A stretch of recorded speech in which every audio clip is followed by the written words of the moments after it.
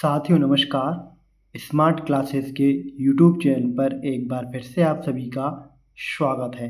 साथियों, आज की वीडियो में हम कक्षा 4 का अंग्रेजी का ट्रैकर शीट भरना जानेंगे।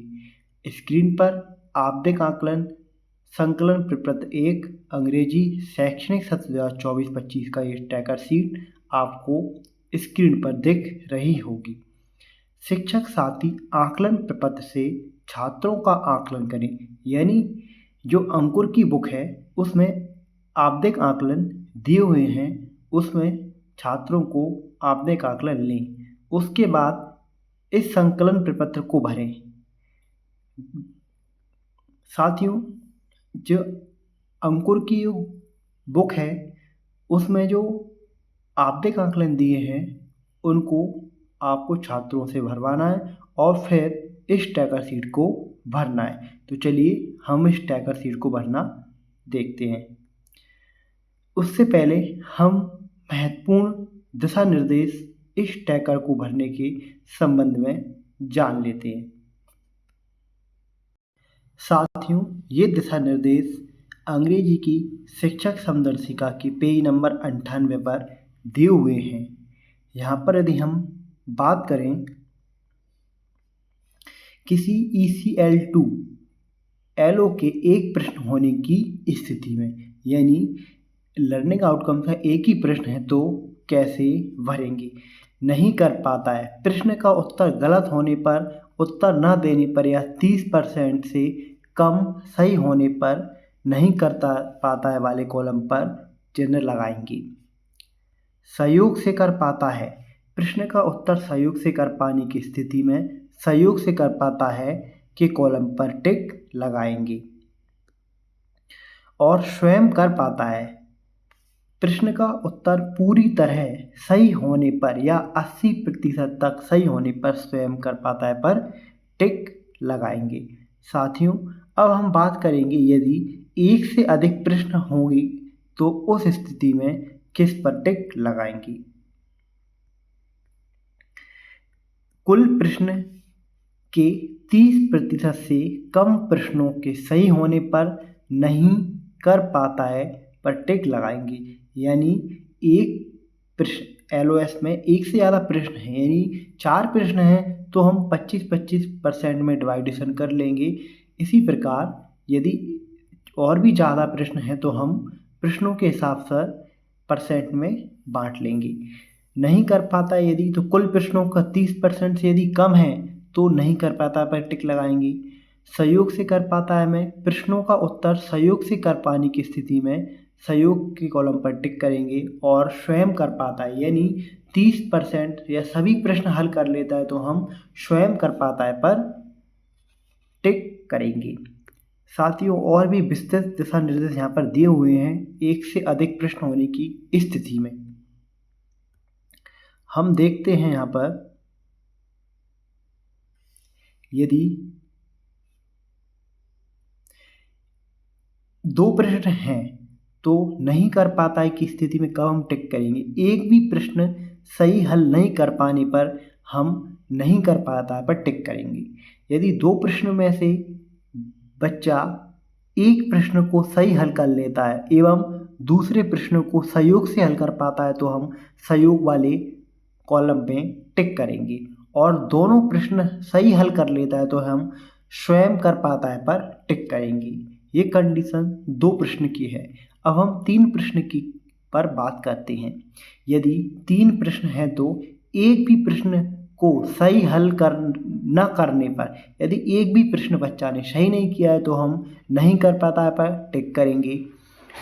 एक या 2 प्रश्नों को सही हल करने या शिक्षक के सहयोग से हल करने पर हम सहयोग पर टिक करेंगे। यानी 3 प्रश्न में से एक या 2 प्रश्न बच्चा ने सही कर दिए हैं और या शिक्षक के सहयोग से कर दिए तो हम सहयोग पर क्लिक करेंगे, टिक लगाएंगे।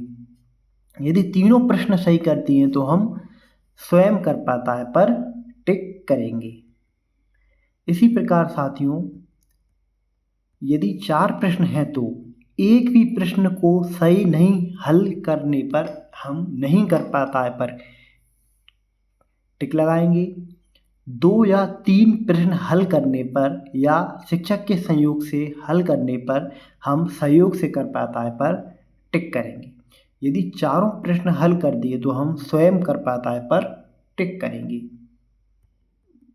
इसके अलावा यदि 5 प्रश्न हैं तो सिर्फ एक प्रश्न सही हल करने पर या एक भी प्रश्न नहीं करा, यानी 5 प्रश्न में से बच्चा ने एक प्रश्न हल किया या एक भी नहीं किया हल, तो हम नहीं कर पाता है पर टिक करेंगे।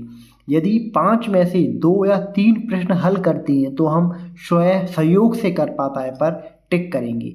यदि और 5 में से यदि बच्चा ने 4 भी सही कर दिए हैं या 5 सही कर दिए तो हम सहयोग से कर पाता है पर टिक करेंगे।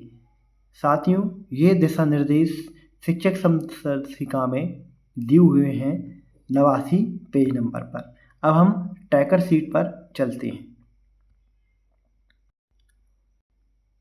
साथियों, ट्रैकर शीट फिल करने से पहले अब हम उस अंकुर की बुक को, उस आपदेक आकलन का अवलोकन कर लेते हैं। साथियों, यह है अंकुर की वक्र बुक इंग्लिश की, जिसमें आपदेक आकलन दिया हुआ है। यह है आपदेक आकलन 1, जिसमें मौखिक आकलन यानी ओरल असेसमेंट ये हैं। उसके बाद लिखित आकलन है। इस प्रकार पूरे 15 प्रश्न लिखित आकलन में हैं। यही प्रश्न ट्रैकर शीट में, इसी के बेस पर हमको ट्रैकर शीट भरना है। साथियों, सबसे पहले तो आपको इस ट्रैकर शीट के इस कॉलम में विद्यार्थी का नाम लिखना है और इस कॉलम में विद्यार्थी के पिता का नाम लिखना है। लिखने के बाद फिर आपको प्रश्न क्रमांक पर देखना है। इस कॉलम में देखेंगे ओ, यहाँ पर ओरल को इंडिकेट करेगा। ओरल का प्रश्न नंबर 3, यदि बच्चे ने ओरल का प्रश्न नंबर 3 सही से बोल दिया है, यानी आपको पढ़ के सुना दिया है, तो हम यहाँ पर कर पाता है पर टिक करेंगे। यदि बच्चे ने नहीं बता पाया या सहयोग से, आप शिक्षक के सहयोग से कर पा रहा है, तो हम यहाँ पर सहयोग पर टिक करेंगे। और सहयोग से भी नहीं कर पा रहा है तो हम नहीं करता है पर टिक करेंगे। अब हम उस ओरल का क्वेश्चन नंबर 3 को देखते हैं। साथियों, ये है ओरल का question number 3। The moon poem की 2 लाइन उससे हमको बुलवाना है। यदि वो बोल देता है तो हम स्वयं से कर पाता है पर टिक करेंगे। यदि सहयोग से या कुछ आधा थोड़ा थोड़ा बोलता है तो हम सहयोग पर करेंगे। नहीं बोल पाता है तो हम नहीं कर पाता है पर टिक करेंगे। साथियों, इसी प्रकार अब हम आगे की ओर बढ़ते हैं। अब हम इस कॉलम की बात करते हैं। प्रश्न क्रमांक 9, यानी रिटर्न का, यहाँ पर W रिटर्न को इंडिकेट कर रहा है। प्रश्न क्रमांक 9 पर अब हम चलते हैं। यहाँ पर हम लिखित आकलन पर आ चुके हैं और प्रश्न क्रमांक 9 ये है। यहाँ पर बच्चा यदि प्रश्न क्रमांक 9 लिख देता है सही सही, तो हम स्वयं से कर लेता है पर टिक करेंगे। अब हम आकलन पर चलते हैं। यदि बच्चे ने उस आकलन में सही सही लिख दिया है तो हम कर पाता है पर टिक करेंगे। और यदि बच्चा आधा अधूरा प्रश्न लिखता है या शिक्षक के सहयोग से लिख रहा है तो हम सहयोग पर टिक करेंगे। यदि बच्चा नहीं कर पाता है कुछ भी तो हम नहीं कर पाता है पर टिक करेंगे। अब बात आती है, यदि एक से ज़्यादा प्रश्न हैं तो हम ट्रैकर कैसे फिल करेंगे। अब साथियों, इसमें 5 प्रश्न हैं। प्रश्न क्रमांक रिटर्न का 1, 2, 5, 6 और 12। यदि छात्र एक प्रश्न हल करता है या एक भी प्रश्न हल नहीं करता है तो हम नहीं कर पाता है पर टिक करेंगे। यदि छात्र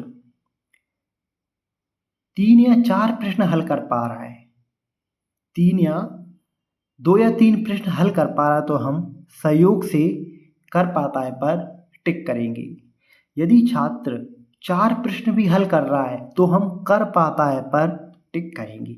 4 या 5 भी प्रश्न हल कर दे तो हम कर पाता है पर टिक करेंगे। इसी प्रकार यहाँ पर प्रश्न क्रमांक रिटर्न का 11 और 13 है। यहाँ पर 2 प्रश्न हैं। 2 प्रश्न में से यदि छात्र एक भी प्रश्न हल कर नहीं पाता है तो हम नहीं कर पाता है पर टिक करेंगे। यदि छात्र एक प्रश्न हल कर देता है तो हम सहयोग पर क्लिक करेंगे और दोनों प्रश्न कर देता है तो हम कर पाता है पर टिक करेंगे। इसी प्रकार नेक्स्ट में प्रश्न 4 है। साथियों, सभी प्रश्न की अलग अलग कंडीशन है जो कि हम अभी देख कर आए हैं। ये हैं एक प्रश्न की स्थिति में हम क्या करेंगे, 2 की प्रश्न की स्थिति में क्या करेंगे, 4 की और 5 की स्थिति में हम क्या करेंगे। साथियों, अब यहाँ पर 4 प्रश्न हैं। 4 प्रश्न में से यदि छात्र एक प्रश्न हल करता है तो नहीं करता पाता है पर हम टिक करेंगे। 2 या 3 प्रश्न हल कर लेता है तो हम सहयोग से कर पाता है पर टिक करेंगे और चारों के चारों प्रश्न यदि छात्र हल कर लेता है तो हम कर पाता है पर टिक करेंगे। इसी प्रकार नेक्स्ट में 2 प्रश्न हैं। 2 प्रश्न में से यदि एक भी नहीं कर पाता है तो नहीं कर पाता है पर क्लिक करेंगे। एक कर लेता है तो सहयोग पर और दोनों कर लेता है तो हम कर पाता है पर क्लिक करेंगे। इसी प्रकार नेक्स्ट है ओरल का क्वेश्चन नंबर 2। यदि क्वेश्चन नंबर 2 है ओरल का, यदि छात्र बोल लेता है या पढ़ लेता है जो भी प्रश्न है तो हम कर पाता है पर क्लिक करेंगे। यदि शिक्षक की सहायता से बोल रहा है तो हम या फिर थोड़ा थोड़ा अटक अटक के बोल रहा है तो हम सहयोग से करेंगे और बिल्कुल भी नहीं कर पाता है तो हम नहीं कर पाता है पर क्लिक टिक करेंगे। इसी प्रकार साथियों, यहाँ पर एक प्रश्न है और इसके बाद 3 प्रश्न हैं। इसी प्रकार आप पूरा टैकर शीट भर सकते हैं साथियों। टैकर शीट और आवधिक आकलन 30 सितंबर तक सभी छात्र छात्राओं का आवधिक आकलन 1 लेना है। साथियों, ये इंग्लिश का टैकर शीट आज हमने भरा। आपको ये टैकर शीट भरना पसंद आया हो तो अपने शिक्षक साथियों के साथ अवश्य शेयर करें। वीडियो पसंद आए तो वीडियो को लाइक करें, चैनल को सब्सक्राइब करना ना भूलें। धन्यवाद।